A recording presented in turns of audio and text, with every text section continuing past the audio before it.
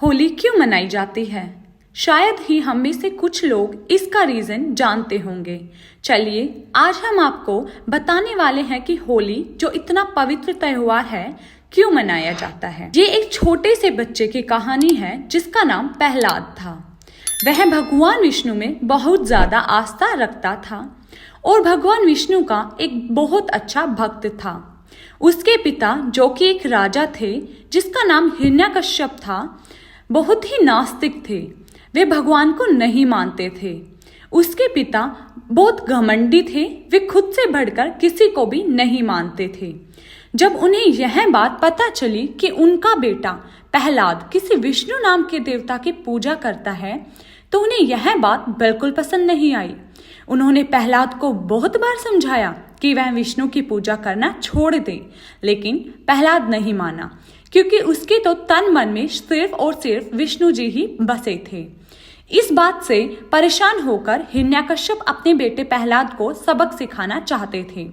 जब सारी कोशिशें नाकाम हो गई तो हिरण्यकश्यप प्रहलाद को विष्णु की भक्ति करने से रोक और उसे बदल नहीं पाए, तो उन्होंने उसे मार देने की सोची। फिर उन्होंने एक दिन प्रहलाद को मारने के लिए अपनी बहन होलिका की मदद ली। होलिका को भगवान शंकर से वरदान मिला हुआ था। उसे वरदान में एक ऐसी चादर मिली थी जिसे ओढ़ने पर अग्नि उसे जला नहीं सकती थी। होलिका उस चादर को ओढ़कर और प्रहलाद को अपनी गोद में लेकर अग्नि में बैठ गई, लेकिन वह चादर उड़कर प्रहलाद के ऊपर आ गई और प्रहलाद की जगह होलिका ही जल गई। इस तरह हिरण्यकश्यप और होलिका के गलत इरादे पूरे नहीं हो पाए और छोटा सा बच्चा जिसका नाम प्रहलाद था के लिए होली का त्योहार मनाया जाने लगा। होली मनाने का दूसरा कारण इस कारण से बिल्कुल विपरीत है।